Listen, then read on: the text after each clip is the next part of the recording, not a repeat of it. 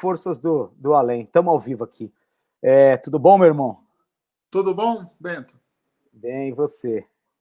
Tudo Pô, ótimo. a gente estava falando aqui agora há pouco, né, antes de entrar ao vivo, que deu um tilt geral e essa dependência que a gente tem da tecnologia, né, meu?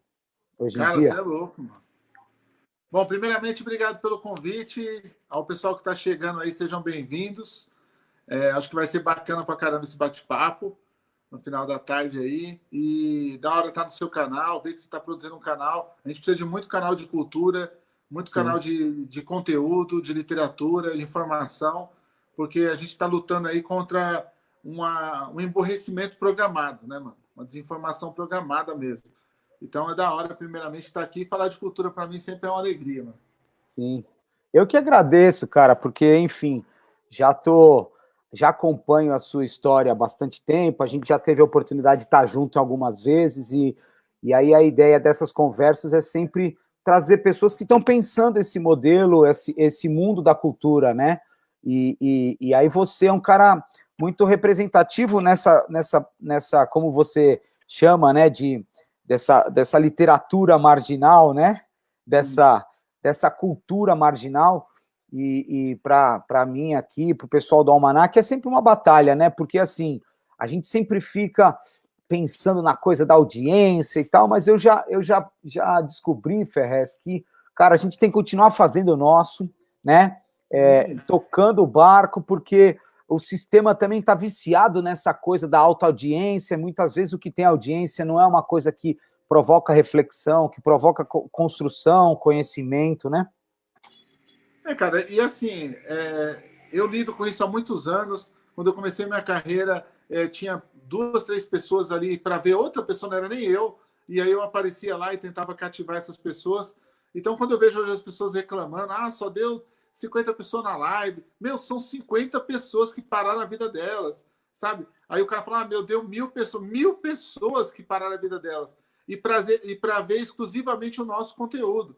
Então tem essa Sim. diferença também. Agora, se ficar olhando para idiotices, mano, cara caindo do morro, cara batendo no outro, vai dar 1 milhão de views. Porque sempre foi assim, o El Chan tinha milhões de telespectadores, né? E hoje não é nada.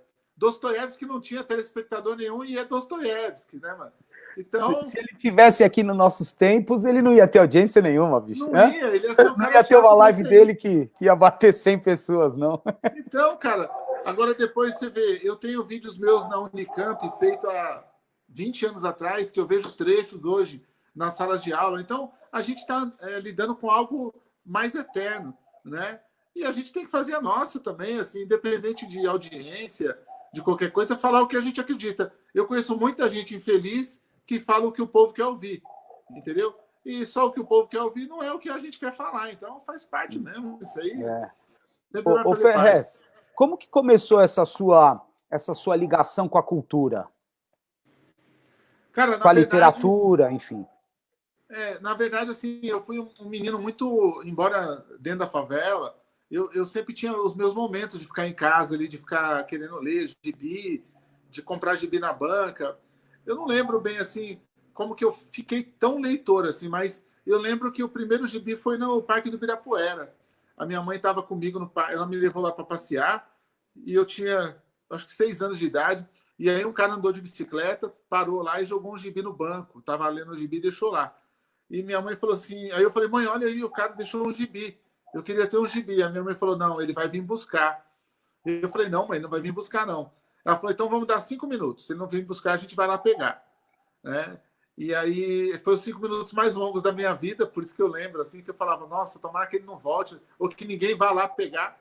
Mas ninguém se interessou em passar e olhar nada. E aí eu fui lá e peguei aquele gibi. Foi o primeiro gibi que eu tive de super-heróis, assim. E depois comecei a comprar Zé Carioca, Turma da Mônica. Então, o meu contato foi através de quadrinhos, assim.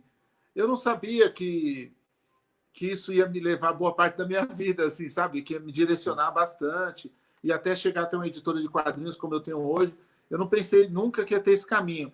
Mas essa memória afetiva, ela é presente em muitos colecionadores, muita gente, acho que em você também, né? Olha o tanto de arte que tem aí. Isso veio de algum lugar, né, mano? É. Veio de alguma memória afetiva. E eu acho que isso que falta para o nosso povo, esse contato com a primeira arte logo no começo, sabe? Eu acho que esse é um.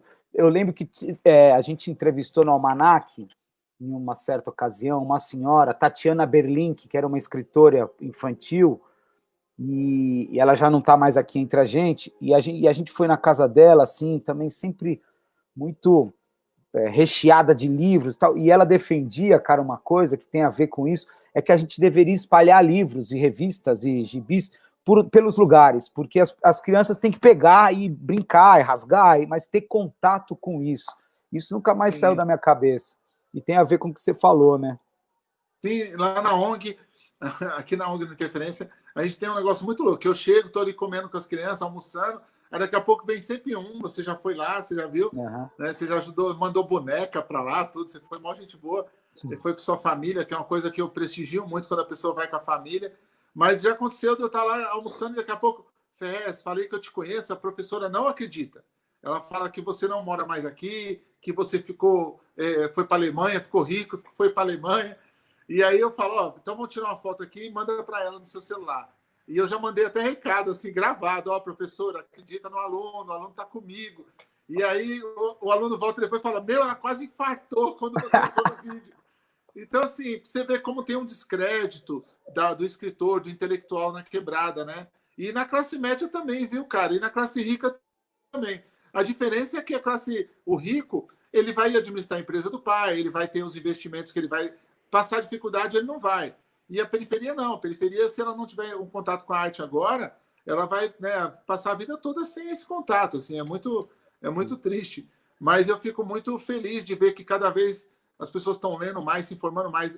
Ao contrário do que muita gente diz, olha aí, os números provam que os romances passaram para primeiro lugar, né? Agora, revista em quadrinhos para segundo lugar. Acabou de sair um dado aí que eu ganhei o ano com isso aí, porque passou autoajuda, passou esoterismo, passou tudo. Então a gente fica feliz de ver que tem tantos novos leitores, né? Tanta gente no formato da leitura ainda. E eu lembro de você, numa das vezes que a gente esteve junto, você comentando como que é para você lidar com isso, porque você é um exemplo do cara da periferia, dali daquela região, do Capão Redondo, que se destacou, né? O exemplo dessa coisa do aluno, mas você se destacou por um caminho que é um caminho muito diferente, né? Da maioria das pessoas que se destacam, né? Como que é essa relação com os meninos, assim? É muito diferente mesmo, porque assim, eles também me veem por causa da Onda Sul, da empresa de roupa, tal, a marca de roupa que eu tenho, eles me veem como um cara que é algo a mais, assim, sabe? Eles sempre falam, pô, o cara tem o dom da... É muito louco que eu sou reconhecido por várias coisas que eu fiz, não só pelo livro. Muitos lugares que eu vou, o cara fala, o cara da Onda Sul aí. Outros me chamam de literatura marginal, literatura marginal. Eu falo, mano, é muito feio o cara chamar o outro, literatura marginal. Mas é muito louco, assim, que cada um identifica. Às vezes, eu tô dentro de uma favela e o cara me identifica por uma participação que eu fiz num disco de rap. Fala, mano, você não é o cara que canta com facção central? Então, assim, você vê que vem de várias formas, né? É importante a gente estar espalhado, mas o objetivo sempre foi a literatura. E eu montei outras coisas para sobreviver, a marca de roupa, e até por ideologia também, porque eu queria que as pessoas vestissem as frases que eu usava. Quando eu olhava o rap, quando eu entrei no movimento hip hop, eu olhei assim o rap e falei, meu, tem frase do Racionais, frase do Taíde, do Facção Central, nas camisas, mano, eu quero ter minhas poesias nas camisas. Eu tenho essa pretensão até hoje, assim. Falo, puta, é muito louco quando você faz uma camisa e a poesia vai pra rua. Ela não fica no livro, né? Uhum. Então, pegar o jovem através disso é muito louco. Mas são vários olhares. Dentro da periferia, são vários olhares diferentes, assim.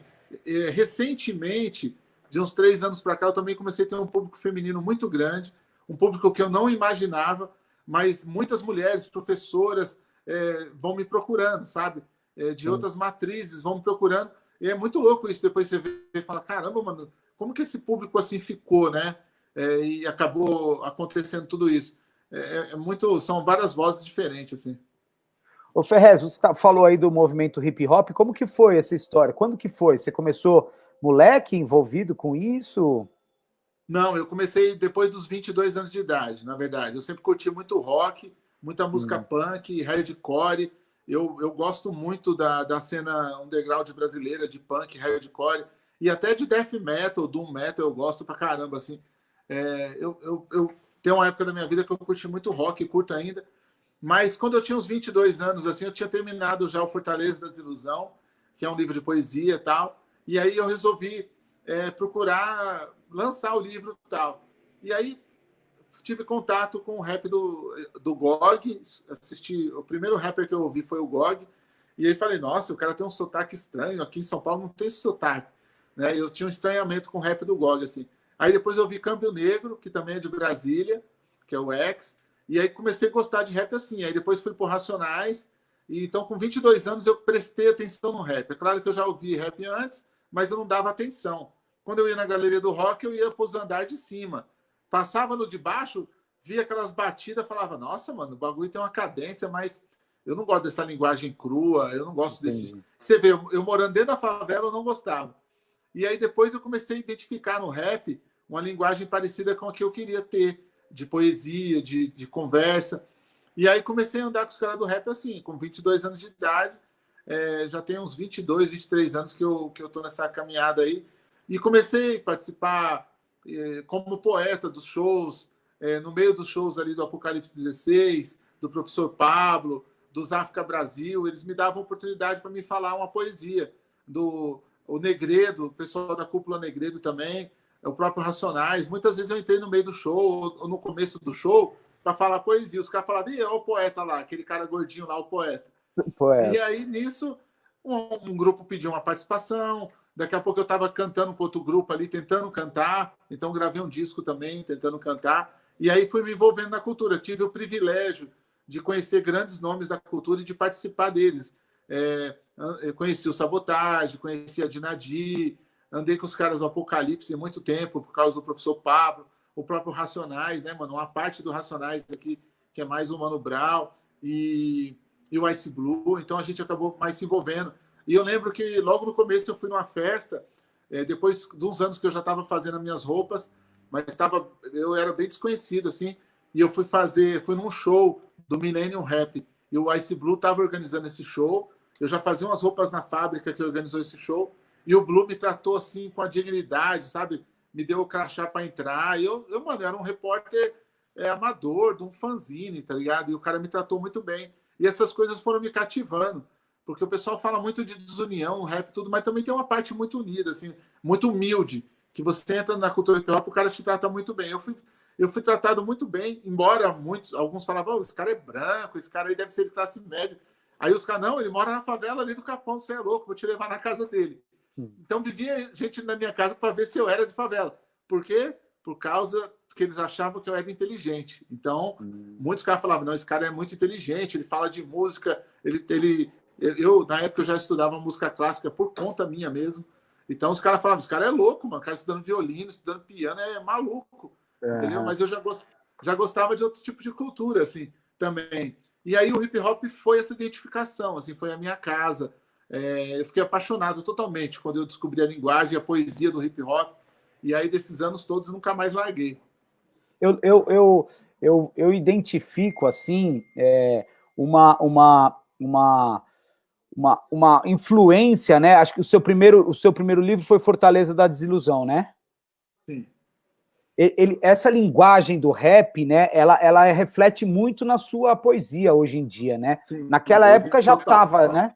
Já tinha Sim. Isso, né? Você achou um caminho da literatura marginal que conversa diretamente com o rap, né? Sim, e é engraçado que a literatura marginal tem vários autores e os autores às vezes não conversam com rap.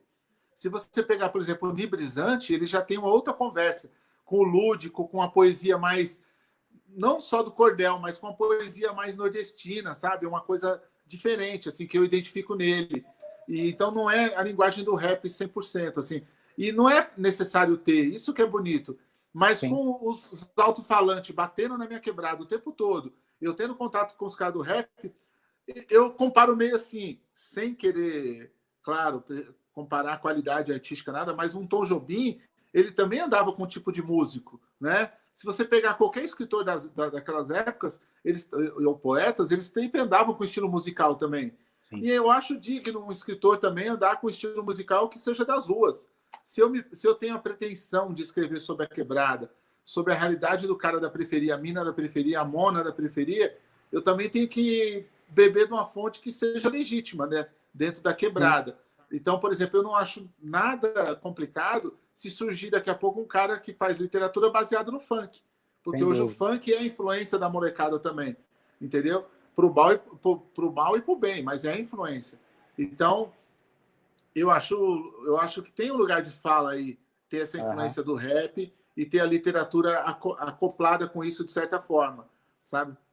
Sim. Como que você lida com essa coisa, esse preconceito que o funk sofre, né? Vamos dizer assim, tem uma galera mesmo da quebrada, enfim, do rap ou do samba, que olha o funk como uma arte menos nobre. Como que você lida com isso? Cara, primeiro que o funk é uma coisa, assim, é uma linguagem diferenciada, tem novas gírias, tem novas tendências, é uma coisa que tem um frescor aí da juventude. E se você for comparar, mano, os caras que eram roqueiro quando era pequeno é a mesma coisa. O cara gostava de mina, gostava de bebê, de balada. Não é a mesma coisa, cara. Tipo, só que o funk tem um funk também que tem esse exagero da parte sexual, e aí não tem como defender também, né, mano? Não tem como É, defender o cara fala, faz aquilo com ela, joga ela de ponta cabeça, sei o quê. Então, aí, mas também tem isso dentro do rap. Tem um rap novo aí dos moleques que tem isso. Tem isso dentro do sertanejo, sabe? Tem isso dentro das músicas que nem o Raimundos fazia. Eu queria ser o selim da bicicleta. É a mesma coisa do Letra Funk aí, que se você for ver, sabe?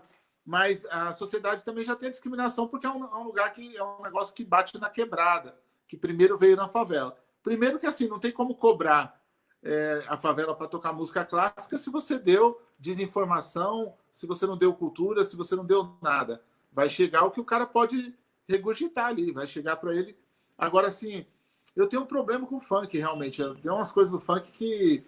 Mas tem uns também, cara, que tem uma poesia e uma melodia muito boa. sim. Né? Então, sempre em meio ao caos, tem os caras bons e as minas boas. E eu falei esse dia, eu falei, era mais fácil a gente tentar cativar os caras do funk os caras fazerem umas letras mais cabulosas do que excluir, porque a sociedade já vai excluir pra caramba, já vai tumultuar na dos caras, sabe? O que eu vejo é que tem muito programa de televisão que é na mesma linguagem do funk e ninguém fala nada, porque aí já é outro lugar Sim. de fala, já, sabe? Também tem isso de pegar no pé dos moleques, de ficar martirizando os moleques o tempo todo, tá ligado? É uma linguagem, mano, é uma linguagem que conversa com muita gente e as pessoas querem isso. É muito sofrimento nas favelas, sabe? É muito pouco lugar para você curtir, é muito pouco momento de amor. Então o funk retrata tudo isso e acaba pegando também uma parte da população, mano. Eu lembro que você me falou uma vez que a periferia não é um lugar para viver, né? Como que é? Você falou né? É um lugar para morrer, né? A periferia não foi feita para a gente viver. Tanto que quando você consegue alcançar um status um pouco cultural ou de dinheiro, você tem que sair dela. Porque as pessoas que estão do seu lado não estão preparadas também para ver você bem, sabe? E não é culpa delas, é que é assim, síndrome de novela. Assiste novela a vida toda e na novela tem uns embates, mano. E aí o cara leva esse embate para a vida dele, sabe? Então, eu tive que vir para Itapecerica, eu saí do Capão, tô lá todo dia no Capão, mas tive que vir mais para Itapecerica por causa disso também. A verdade é essa, porque você começa a ficar se explicando. O cara, mano, mas você tava na Globo, você ganhou dinheiro? Não, mano, só deu uma entrevista. Mas os caras falaram que quem vai na Globo ganha dinheiro. Não, irmão. Aí você fica desconstruindo a narrativa, sabe assim? Parece conversa com o Bolsonaro. Você tem que ficar explicando que a Terra não é achatada, que a Terra é redonda. Aí É, é ai, fogo, velho. cara, é fogo. Entendeu? Você Não, não sei. falando sobre isso, o seu trabalho te colocou num outro lugar, foi o Capão Pecado? Foi o Capão Pecado. O Capão Que é o Pecado, segundo ele livro? foi. É o segundo livro. Na verdade, é o primeiro romance, né? E o segundo livro. Ele é tido por muitos como o primeiro livro oficial, blá, blá, mas não é. Primeiro foi o de poesia mesmo, que não deu em nada, que eu vendi de mão em mão. E hoje é super raro, assim. Hoje vale maior dinheiro. Eu já vi cara dando 300 pau no livro. Eu falei, nossa, na época, se me desse 300 pau, eu sobreviveria mais 3 meses. Mas é um livro que eu sofri muito. Agora, o Capão Pecado, ele vem nessa tendência de eu mostrar uma cara da quebrada, um romance, mostrar uma história de amor e tal, cheia de conturbações, mas aí o livro começa a tomar uma proporção de boca a boca. Aconteceu um fenômeno no livro que nem acontece no rap. Vai de boca a boca, todo mundo comentando que era legal, o livro foi circulando pelas quebradas, até o dia que o livro explode, assim, e começa a ser um sucesso de vendas. Mas aí a editora não me paga, eu processei a editora, é uma editora pequena de São Paulo, que não existe mais, ela fechou para não me pagar também, e aí eu tô lá, famoso, fui em vários programas, viajei para a Europa, né, fazendo uma turnê e voltei duro, porque eu tinha a fama do Capão Pecado, mas não tinha dinheiro nenhum.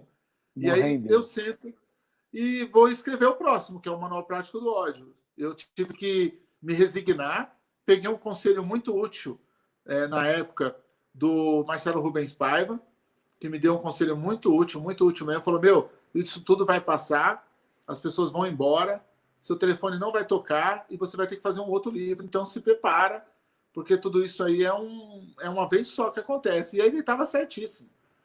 O telefone parou de tocar, as pessoas pararam de me procurar, e eu voltei para a favela, para o mesmo lugar que eu estava, só que dessa vez famoso, cheio de gente me cobrando, querendo que eu intercedesse para asfaltar o córrego, para arrumar a rua do cara. E aí eu falei, mano, eu não tenho condição, mano, eu só tô famoso, mas não tenho dinheiro. E E aí ninguém tive que sentar acredita, aí. né? Ninguém acredita, cara, ninguém acredita. As pessoas falam que é mentira, sabe? É um negócio de louco mesmo, mano. Assim, eu não aconselho ninguém a passar por isso, mano. E você, nessa época, já tinha a Onda Sul? De quando é a Onda Sul? A Onda Sul surgiu em 1999. Ah, é. Então era depois do primeiro livro e antes do Isso, segundo. ela surgiu ali paralela. Quando eu lancei o Capão Pecado, eu montei uma lojinha para vender as camisetas, bem fraquinha, assim, tinha 6, 7 camisetas, na garagem da minha mãe. E aí surge a ideia de eu fazer uma marca com a identidade da quebrada, com um logo voltado para a quebrada, com imagens de periferia. E aí as pessoas acharam que eu estava louco de vez. O primeiro o cara quer ser escritor, depois o cara fazer uma marca de uma moda com periferia, esse cara tá doido. Mas eu não tava doido, não. Acho que deu certo no final. Opa! A Onda Sul é uma marca que, cara, você vê pela cidade inteira, né? Eu vira e mexe Sim. andando na cidade, tem lá o logo o adesivo, alguém com um boné, alguém com uma roupa. Olha, a Onda Sul, cara, ela já me trouxe tanta coisa doida, assim, de eu estar numa feira. E aí o cara falou, tio, paga um pastel. Eu falei, pega aí. E aí o cara comendo, o cara falou, sabe que esse cara aí é dono da Onda Sul. Aí o cara do pastel, o moleque que pediu o pastel, fala, vai se ferrar, mano. Vai tirar o capeta, não sou doido, não. Você acha que esse cara é dono da Onda Sul? Esse gordinho aí. Aí o cara sai fora, sabe? Tipo, a Onda Sul já me deu assim, o Goi invadiu minha loja uma vez, o É, grupo de operações especiais, e falou, mano, a gente quer o dono da marca. Falou pra é, mim, que eu tava varrendo a loja. Eu é. falei, não entendi, a gente quer o dono, vai pegar esse dono aí, porque esse cara é do tráfico, esse cara é ladrão. E eu falei, é mesmo? É, bandido, vagabundo. Eu falei, caramba. Então é o seguinte, eu vou pôr a vassoura ali, e aí vou pegar o balde aqui com cândida, vou pôr ali no canto também, e vocês me prendem. Não, por quê? Eu falei, não, porque eu sou o dono. Você não é o dono? Eu falei, eu sou o dono. Eu sou o Ferrez, eu sou o dono da marca. Aí os caras ficou tudo constrangido, assim, sabe? Então, cada coisa que já aconteceu, cara, que é incrível, assim, porque a periferia tem muito estigma, né? De tudo que você faz tem a ver com errado. E o Chico César, uma vez, ele veio aqui em casa, quando eu comprei minha primeira casa. É, Ele entrou assim e ele ficou emocionado. Eu nunca esqueço que ele falou para mim: Nossa, é, tudo isso com a caneta, comprado com a caneta, com honestidade, trabalhando, escrevendo. E é, aí foi a coisa mais bonita que me falaram. Eu sempre falo é. isso porque os meus amigos entravam na casa e falavam: Ah, mano, da hora, mas aí, você merece coisa melhor e tal. Ele não, ele entrou e falou: Mano, que bonito, comprado com a caneta. Porque num país onde tanta gente faz tanta coisa errada, Sim. sabe, tem tanto negativismo, você conseguir comprar uma casa escrevendo, trabalhando, vendendo roupa, também é motivo de dignidade, né? Eu costumo falar que a marginalidade ela é intrínseca em muita gente, mas muitas partes do povo transforma em marginal o trabalhador. O trabalhador é o mais marginalizado que tem, mano. Porque Sim. você nunca viu ninguém na quebrada chegar e falar: vou pagar uma cerveja para aquele cara. Por quê? Porque ele é trabalhador. Porque ele trabalhou 30 anos numa firma.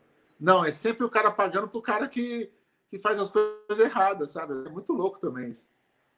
tem uma inversão de valores, né? E é curioso porque, enfim, você é um exemplo para essa molecada, mas eu imagino que deve ser uma batalha diária você convencer o moleque da quebrada que ele tem que é legal ele ir para a cultura, para ele escrever, que é legal ele pensar que ali pode ter um futuro, né? Eu lembro uma vez que, pô, a gente fez um projeto, não lembro o quê, mas tava um cantor, assim, de samba, que até tem um certo prestígio e tal, só que a gente foi falar com um monte de moleque de quebrada, eles falaram, eu vou fazer arte para ficar que nem que esse cara aí e tal, sabe? Uma coisa de não acreditar que aquilo era tão legal, assim, ele não era um cara estourado, famoso, e deve ser uma batalha, né, mano? Porque brasileiro é de forma geral assim, né, mano? Não tem segundo colocado, né? Tem só o primeiro. Então todo mundo legitima o primeiro. O Ayrton Senna ganhou as corridas a vida toda, nunca vai ter ninguém melhor. O Pelé foi o melhor jogador de futebol, o Neymar e tal, e não tem o segundo, terceiro. Acho que nisso aí na arte é muito ingrato, assim, porque a gente conhece muita gente boa demais no que faz e não é o primeiro colocado, não é o segundo, e nem tá em concurso, sabe assim? Pô, o seu pai é um exemplo, você é um exemplo, vocês não estão em concurso com ninguém, vocês estão fazendo de vocês, mano, sabe? Não tem segundo nem terceiro colocado, Sim. sabe? É um artista diferenciado, você tocou uma revista durante anos, qual era a sua concorrente? A General? Sabe? Não tem lógica, sua concorrente não era você, a sua concorrente, assim como a minha, era ignorância, entendeu? Tipo, a gente só quer combater a ignorância. E olha que a ignorância está vencendo há um tempo já. Opa, tá faz entendeu? tempo. Né? É Então, verdade. esse negócio de ficar...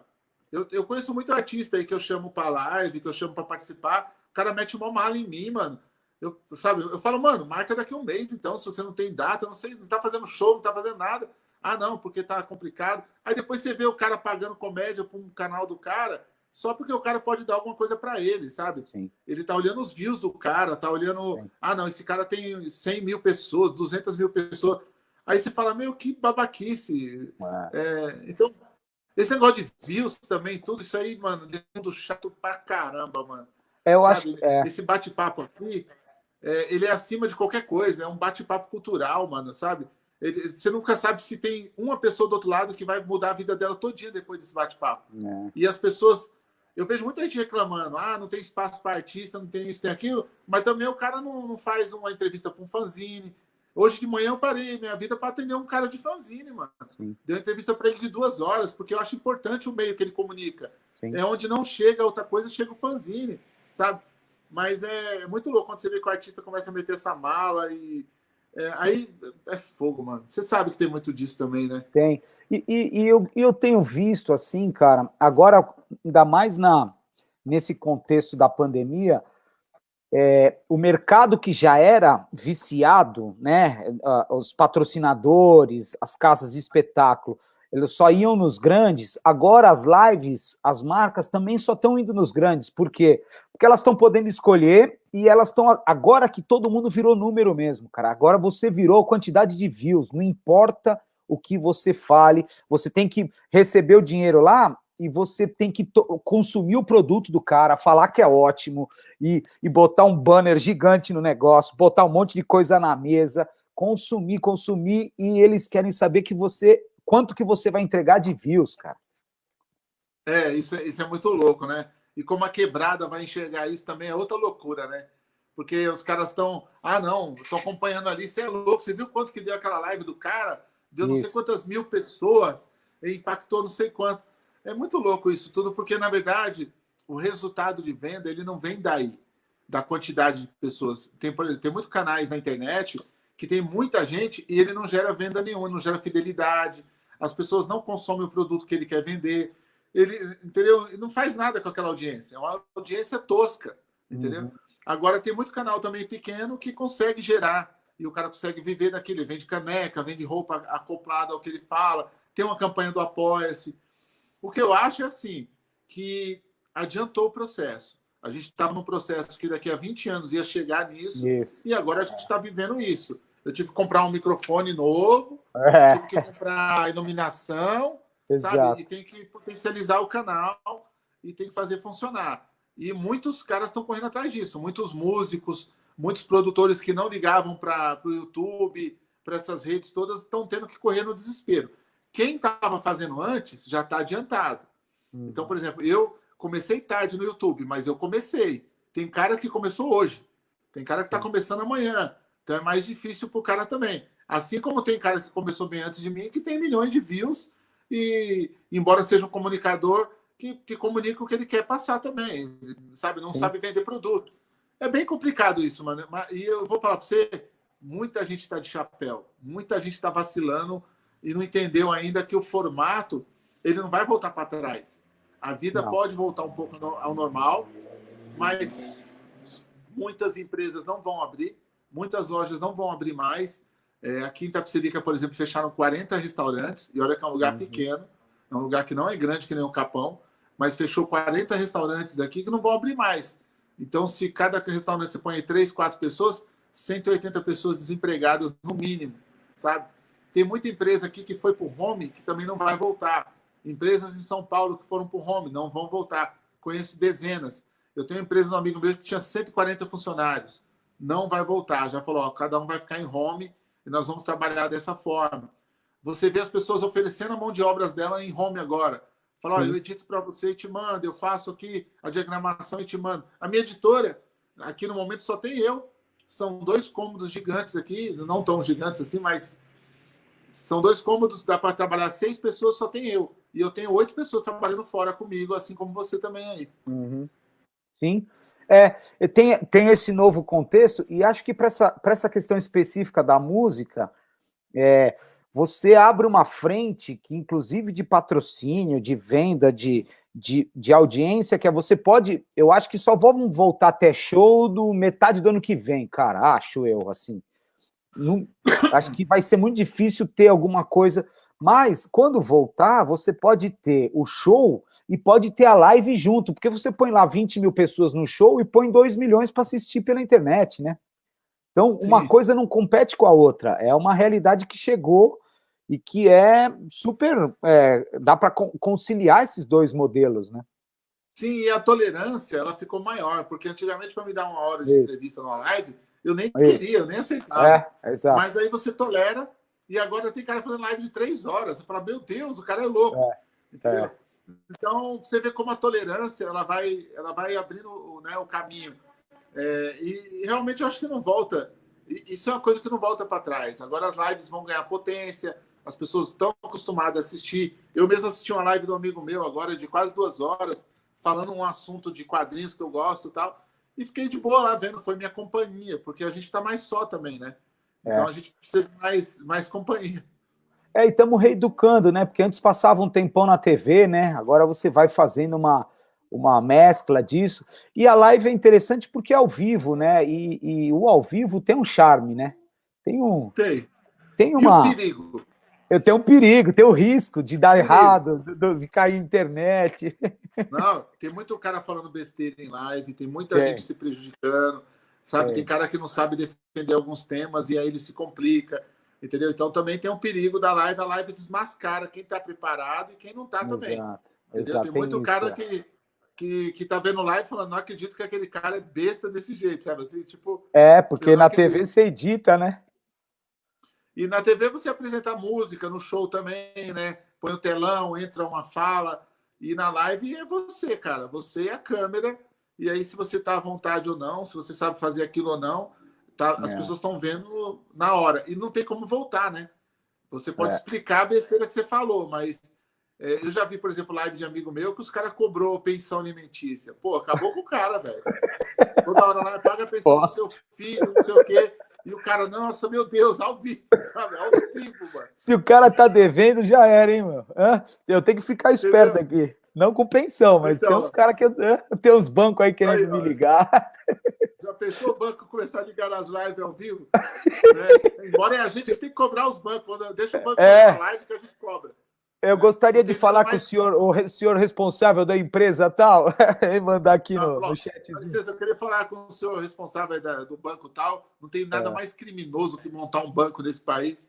Né? Você sabe, cara, falando nisso, tem uma questão de um banco aí que fica me ligando e tal. É um pendurado aí que eu tenho. E aí, da empresa e tal, e aí o cara me liga todo dia para falar. Eu falo, ô meu amigo, você tá me ligando, eu trabalho na área cultural, bicho, tô sem trabalhar há um ano, cara. Você sabe quanto que foi o lucro do seu banco? Começa, aí eu explico, eu pergunto se ele tá com tempo e aí vou. Aí eu falo. É muito Mas louco isso, né, é, cara? Que os caras, assim, trilhões e trilhões de dólares e o cara ligando para cobrar R$ 1.000 É é por isso. isso que tem trilhões de dólares, né, mano? É É por isso. isso, porque vive da miséria, vive É, do é, endividamento, né? Te oferece no seu pior momento de vida, o cara te sim. oferece um abismo para você pular dentro. Fala, ó, É, vem que é tanto por cento de juros e é a hora de você pular dentro. Na verdade, são abutres, né, mano? Eles são. não estão ali para fortalecer o comércio, para Nada. fortalecer ninguém. Quanto mais dificuldade tiver, mais o banco vai ganhar, né, mano? Sim. E você sabe Você que vê aí também me ligou aqui plano de saúde, uns 3, cara, oferecendo plano de saúde no meio da pandemia, sabe? Aquelas coisas de. aí, ó. É o sistema cruel mesmo, né? Cara, você vê o que a Caixa Humano. Econômica faz, tomando a casa das pessoas, sabe? Penhorando. Tudo que você vai dizer com a Caixa, você tem que pôr garantia de imóvel, cara. Você vai lá, você vai pegar um Né? empréstimo para sua. Eu fui pegar empréstimo para minha loja, ó, garantia de imóvel. Eu penhorei minha casa, mano, sabe? Por um empréstimo para manter a loja. Então, Sim. assim, é muito. Eles querem tomar o que você tem mesmo. É, Eles vivem para roubar o povo mesmo, sabe? O povo tem que sair dessas armadilhas. E quando o dinheiro está na poupança, não vale nada. E eles pegam o dinheiro do povo, empresta, destrói um monte de vida, mas quando o seu dinheiro está lá, você não ganha nada. o rendimento. Não, você sabe que uma coisa que eu sempre fiquei incomodado como empreendedor, você sempre precisa de. Aí tá numa fase ruim, precisa de capital para girar a empresa e tal. Aí eu ligava, pô, BNDES, eu lembro na época e tal. E a gente é micro, né? A gente é pequeno, né? Não, eu preciso de garantias de bens e tal. Eu falava assim para os caras, mas eu tô te ligando porque eu não tenho, justamente porque eu não tenho. Eu preciso de uma grana aí para eu poder continuar trabalhando, cara. Não é porque se eu tivesse muitos bens para dar de garantia, eu não ia te ligar. Então, aí a gente coloca hoje na ótica aí do modelo que está colocado no governo atual, né? Que é de espremer os pequenos e salvar os grandes, né? E isso vai de encontro a desastre na periferia, né, cara? Isso é muito louco, porque assim, é meio kármico, né, cara? Se você for pensar. Quem mais defendeu esse governo foi os comerciantes e empresários que queriam esse governo presente por causa do PT, bababá, toda aquela balela de que o PT afundou o país. Engraçado, o PT afundou o país, meus amigos que eram pedreiros tinham empresas de contratar pedreiro, tá ligado? Terceirizando, Tipo, é muito louco isso. Assim, o cara tinha um bar, ele montou um restaurante na época do PT. Mas tudo bem. Outra hora a gente fala disso aí. A gente conta que o país foi destruído pelo PT. Nós sempre vivemos na França. E aí o PT destruiu tudo. Mas o que é muito louco é que esse governo foi construído nesse ódio. Esse cara foi eleito por essas pessoas que hoje são as mais prejudicadas. E o cara tá pouco se lixando.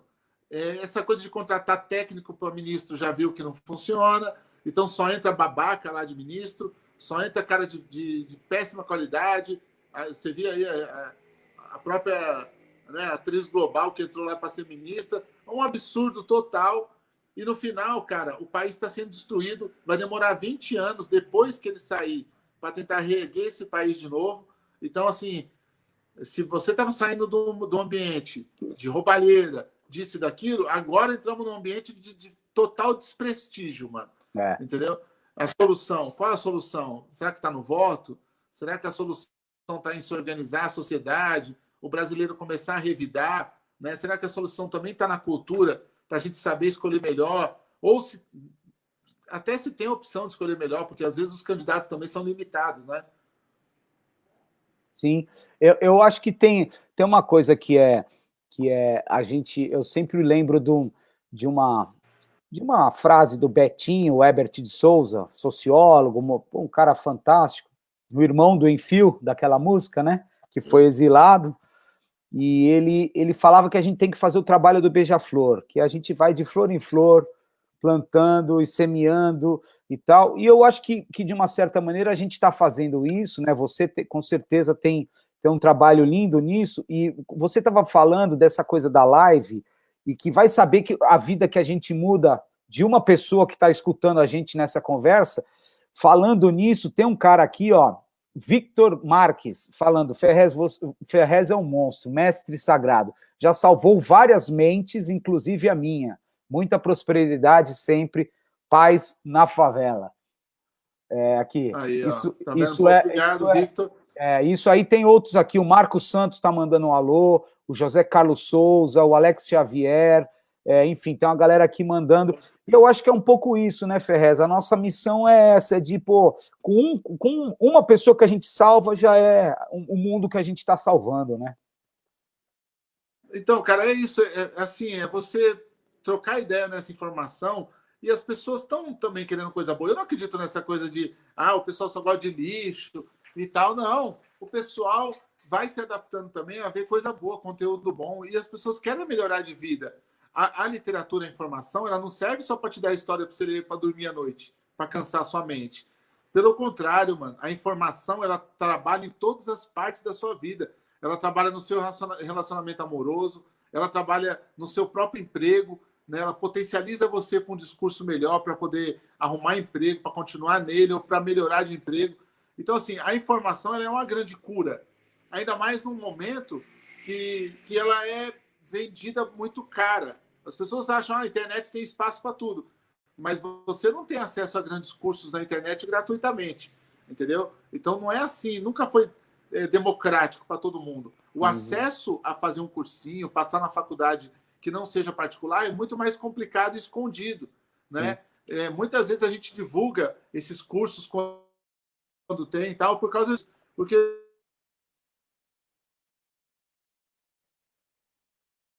Espera aí que tá voltando. O áudio sumiu.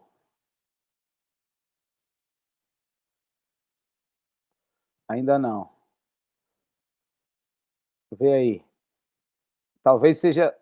Talvez desconectar e conectar. Você tá me escutando, né? Eu não.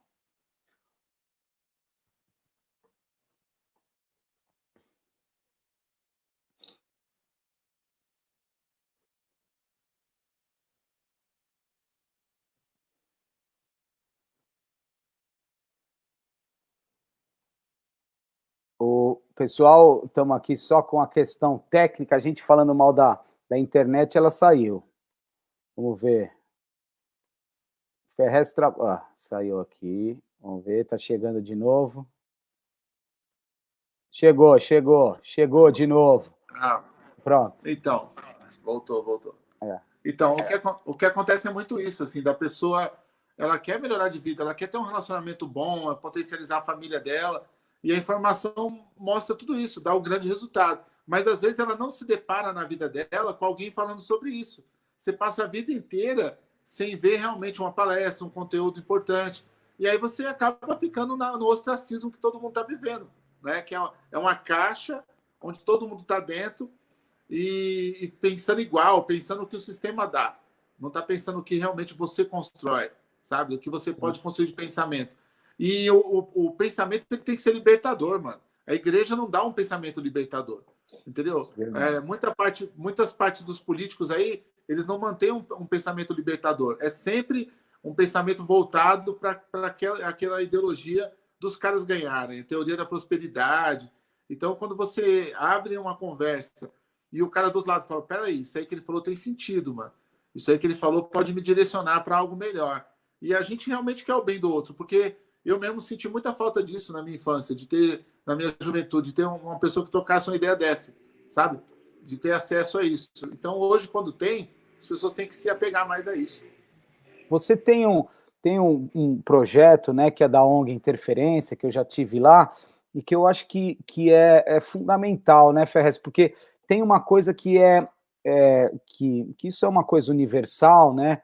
Eu lembro que a gente fez parte, eu e meu pai, de um projeto, de um instituto chamado 0 a 6, que era comandado por um psiquiatra chamado João Figueiró, que já fez a passagem dele, um cara muito bacana, que ele trazia vários estudos científicos nessa formação da criança, do 0 a 6 anos principalmente, e aí ele estudava assim, que é um pouco aquela máxima de você investir no carinho, na educação, você economiza lá na frente, sei lá quanto, tinha uma conta, sei lá quantos milhões, para $1 aqui investido, você economiza $1.000 lá na frente com esse ser humano diante da sociedade. E ali a comprovação dos estudos que ele apresentava é que, mesmo que não for a figura materna ou paterna, mas nesse período de formação da criança, se ela tiver um acolhimento, o amor de alguma pessoa que possa dar carinho, que possa dar atenção, que possa dar orientação, isso faz toda a diferença na vida dessa criança lá no futuro, né? E eu acho que você tem um trabalho lindo nesse sentido, que é de trazer essa molecada, né? E dar esse acolhimento para eles, né? Cara, eu vou te falar, eu acho assim, o discurso é muito importante. A gente ter o discurso, ter a conversa, ter a compreensão, mas também é necessário você deixar um trabalho de fato, sabe? Você influenciar a pessoa, você começar a de fato impactar a vida dessa pessoa. Quando eu tive o trabalho com as primeiras ONGs, que eu comecei a andar e um cara pedia para mim fazer uma fala em prol da ONG, por causa da notoriedade, né? Assim, de ser conhecido. Então o cara falou, ó, faz uma frase aqui para minha ONG, ó, vem aqui um dia ver as crianças aqui, e eu comecei a ter esse acesso aí nos lugares. E eu percebi que muitas crianças que entravam lá depois de uma semana já mudavam. E eu falei, puta, esse é o tipo do resultado que eu quero, mano. Sabe, a literatura vai pegar esse cara, vai demorar um pouco. Mas a ONG pegando esse cara para trabalhar, trabalha em vários aspectos. E a criança já mudava, né? Então eu comecei a me dedicar nesse trabalho, assim. E, cara, eu nunca fui tão feliz. Assim, pela primeira vez, eu estava no bairro e o bairro pedia uma foto. Uma senhora pedia para tirar uma foto comigo e ela falava, é pelo meu filho que estuda lá, é pelo meu neto. E aí não ficou só o livro, a minha importância como autor, mas a minha importância de impacto dentro do bairro. Porque aí, automaticamente, eu comecei a mudar a vida de algumas pessoas dentro do bairro e também a ser mudado. Porque quando você trabalha com trabalho, quando você mexe com o trabalho social, você também é muito mudado. Sabe? Você vê as coisas de outra ótica. Você abaixa para conversar com a criança e fica 3 horas ali, mano. Sabe? Ouvindo uma criança falar que o pai bate, que a mãe não liga para ela. Ou então ouvindo uma criança falar que está sozinha, que não escolheu ainda a parte sexual dela porque ela não tem ninguém para conversar. É muito, muito, muito louco, cara, tudo isso, assim. E quando você está só na cultura, você vê de outro aspecto. Você vê do aspecto de produzir uma obra, tal, mas a parte social, quando ela te toca, você nunca mais é o mesmo. Nunca mais. E eu tenho amigos, assim, amigos importantíssimos na minha vida que não têm amor nenhum pelo social. E eu não acho ruim porque eles não foram tocados ainda. E eu tenho gente que nem gosta de mim, mas que anda comigo pelo social, quer ajudar o outro. Sabe? O cara não gosta de mim como autor, não me lê, não gosta das minhas opiniões políticas. É um cara que é do outro lado da opinião política, mas tem amor pelo social, se doa. Todo dia faz alguma coisa pelo próximo. Então, pra você ver como que é louco isso, mano.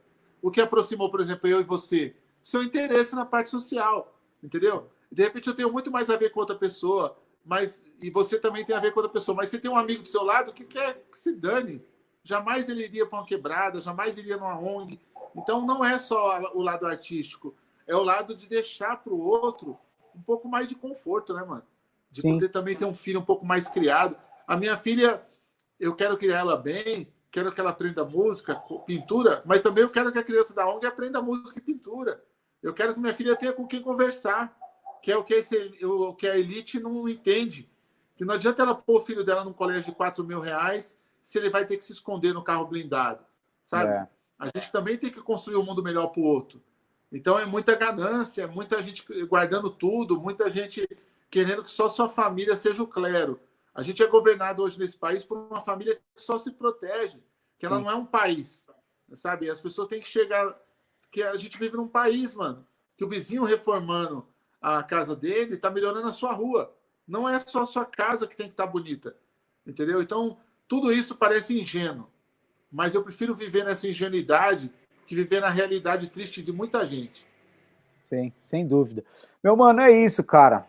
Acho que falamos tudo aqui. Te Porra, agradecer. Esse negócio vai ficar por aí rodando. Espero que você tenha gostado. É sempre um prazer falar adorei. contigo. Adorei. É um privilégio poder falar de literatura, de cultura, tá bom? Continua com o canal firme e forte. Tamo aí Vocês na área. se inscrevam no canal do Bento, ativem o sininho, a notificação, coloquem o comentário beleza? E depois vai no meu canal comentar também. É isso aí, Ferrez. Vamos nas plataformas que nós temos. Valeu, meu irmão. Obrigado. Axé. Tamo Tchau. junto. Valeu.